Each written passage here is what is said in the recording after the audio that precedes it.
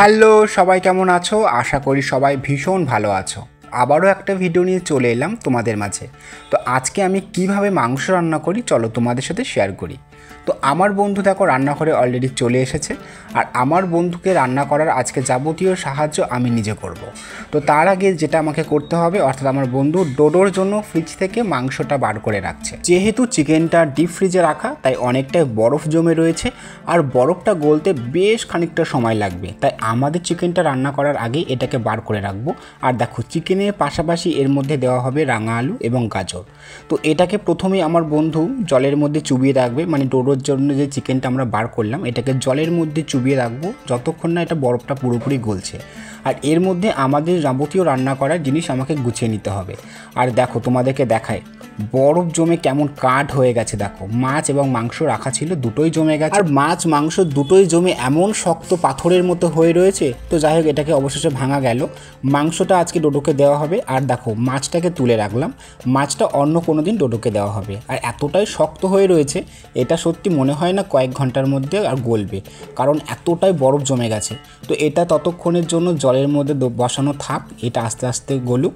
আর এদিকে দেখো রাঙা আলু, আর এদিকে গাজর। আর হ্যাঁ, তোমাদেরকে বলি আজকে কিন্তু আমাদের স্টাইলে কিভাবে আমরা চিকেন রান্না করি অবশ্যই তোমাদেরকে দেখাচ্ছি। আমার বন্ধু ডোডোর খাবার তৈরি করার জন্য রেডি নিচ্ছে। এবার আমি মাংস তৈরি করার জন্য যে সমস্ত জিনিসগুলো আমাকে গোছাতে হবে, তো প্রথমেই যেটা করলাম সেটা হচ্ছে মাংসগুলোকে ভালো করে ধুয়ে জল ঝরানোর জন্য একটা ঝুড়িতে আমি রেখে দিয়েছি। এটা ভালো করে জলটা ঝরুক। আর এদিকে আমি আলু কেটে রেখে দিয়েছি বেশ বড় বড় সাইজ করে। এদিকে টমেটো কুচিও করেছি, পেঁয়াজ কুচিও করেছি।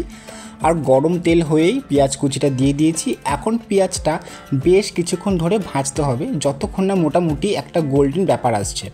তারপরে এর মধ্যে একে একে করে মশলাও দিয়ে দেবো। এর মধ্যে রয়েছে আদা রসুন পেঁয়াজ, এর মধ্যে গরম মশলাও আছে, গোলমরিচ রয়েছে, আর অল্প কটা শুকনো লঙ্কা আন্দাজ মতো।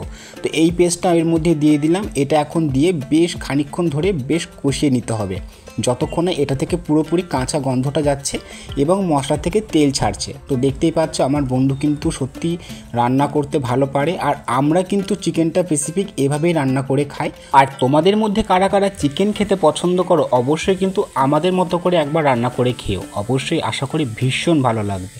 তো যাই হোক বন্ধুরা, এখন মশলাটাও দেওয়া হয়ে গেছে, এটা এখন ভালো করে নাড়াচাড়া করতে হবে। এবার একটু আন্দাজ মতো এতে হলুদ দিয়ে দিচ্ছে। হলুদ দেওয়ার পরে এটাকে নাড়াচাড়া করতে হবে, কারণ যদি একটু নাড়াচাড়া না করি তাহলে লেগে যাওয়ার ভয়। আর দেখো ধুয়ে রাখা মাংসগুলো জল ঝরে গেছে সম্পূর্ণ। আর দেখো আমি কিন্তু মাংসের পাও খেতে পছন্দ করি, মানে চিকেনের পা, মুরগির পা আর কি যাই বলি না কেন। তোমরা কারা কারা পছন্দ করো আমাকে কিন্তু জানিও। তো এটাকে এখন মাংসগুলোকে এখন একে একের মধ্যে দিয়ে দেবো। মানে মোটামুটি কিন্তু মশলা আমার কষানো হয়ে গেছে 50%, আর বাকিটা একটু চিকেনের সাথে কষিয়ে নেব। তো তার জন্য চিকেনটা দিয়ে দেওয়া হচ্ছে। আর সত্যি কথা, চিকেনের পিসটা একটু আমরা আজকে মিডিয়াম রেখেছি। আর এর মধ্যে কিন্তু আমরা আজকে কোনো রকম জল অ্যাড করব না, মানে আমরা জল ছাড়াই চিকেনটা রান্না করব। আর দেখো ডোডোও চলে এসেছে চিকেনের গন্ধ পেয়ে। তো দেখো বন্ধুরা ঘুরঘুর কিন্তু করছে, ওর জন্য কিন্তু চিকেন রান্না হচ্ছে। তাই দেখো আমার সমস্ত মশলা দিয়ে চিকেন দিয়ে আলুগুলো অ্যাড করা হয়ে গেছে। এখন এটাকে বেশ জমিয়ে কষাতে হবে, কষিয়ে যতক্ষণ এটা পুরোপুরি সেদ্ধ হচ্ছে ততক্ষণ কিন্তু এভাবেই নাড়াচাড়া করতে হবে, কারণ নাড়াচাড়া ঠিক করে না করলে এটা কিন্তু লেগে যাওয়ার ভয় রয়েছে। আর এর মধ্যে আন্দাজ মতো একটু নুন দিয়ে দেবো। যেহেতু আমরা কষানোর সময় কিন্তু কোনো রকম নুন অ্যাড করিনি, তাই চিকেন আলু দেওয়ার পরে নুনটা দিচ্ছি। এতে করে কি হবে, আলুর মধ্যে এবং চিকেনের মধ্যে নুনটা খুব ভালোভাবে ঢুকে যাবে এবং তাড়াতাড়ি সেদ্ধ হয়ে যাবে। আর এভাবে কিন্তু আমরা চিকেন রান্না যতবারই করি এভাবেই করি, এবং সত্যি বলতে দুর্দান্ত খেতে হয়। তো তোমরা কিন্তু অবশ্যই কিন্তু একবার হলেও বাড়িতে ট্রাই করে দেখো। আর এখন একটু নাড়াচাড়া করে নেব। আর দেখো রান্না করছে আমার বন্ধু, অথচ আমি ভিডিও করতে করতে আমার খিদে পেয়ে গেছিলো। তো বাড়িতে ছিল সজনের ফুল, আর এখন যেহেতু বসন্তকাল তো সজনের ফুল খাওয়া ভীষণ ভালো, তাই বাড়িতে ছিল। তো বড়া বানানো হয়েছিল, সেই বড়াই এখন আমি খাচ্ছি। আর সজনের ফুলের বড়াও কিন্তু ভীষণ ভালো লাগে। তো এদিকে দেখো মাংস কিন্তু কষানো চলছে, আর দেখো ঢাকা দিয়ে দিয়ে করছি। এতে করে চিকেন থেকে কিন্তু প্রচুর পরিমাণে জল বেরোয়, এটা আমরা সকলেই জানি। তাই এতে আলাদা করে আজকে জল দেবো না, ঢেকে ঢেকে লো ফ্লেমে এটাকে রান্না করব। এতে করে কালারটাও সুন্দর আসবে এবং ভালো করে সেদ্ধ হবে এবং খেতেও খুব টেস্ট হবে। তো রান্না বান্না আমাদের পুরো কমপ্লিট, দেখতেই পাচ্ছ। চলো তোমাদেরকে দেখাই চিকেনটা কেমন হয়েছে। দেখো বন্ধুরা, যদিও ক্যামেরায় জানি না ভালো বোঝা যাচ্ছে কিনা, কিন্তু সত্যি কথা এত সুন্দর কালার আর এত সুন্দর খেতে হয়েছে। আর একটু গ্রেভি গ্রেভি গ্রেভি করেছি, মানে কোনো একটা ঝোল আমি করিনি, একটু শুকনো শুকনো।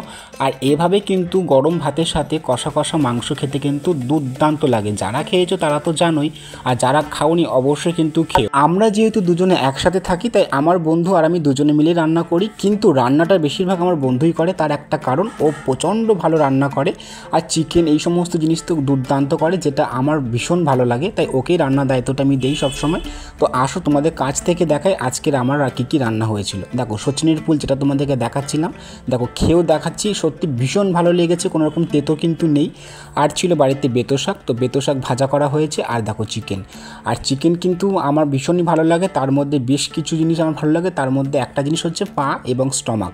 তো পাটা দেখো আমি নিয়েছি। আর তোমাদের মধ্যে মুরগির পা খেতে কাদের কাদের ভালো লাগে অবশ্যই কিন্তু জানাতে ভুলো না। তো ভিডিওটা বন্ধুরা এই পর্যন্তই। তোমাদের যদি ভিডিওটা ভালো লাগে অবশ্যই একটা লাইক, কমেন্ট এবং শেয়ার করে দিও। দেখা হচ্ছে নতুন আরও একটা ভিডিওতে তোমাদের সাথে। ততক্ষণে তোমরা সবাই ভালো থেকো, সুস্থ থেকো, টাটা।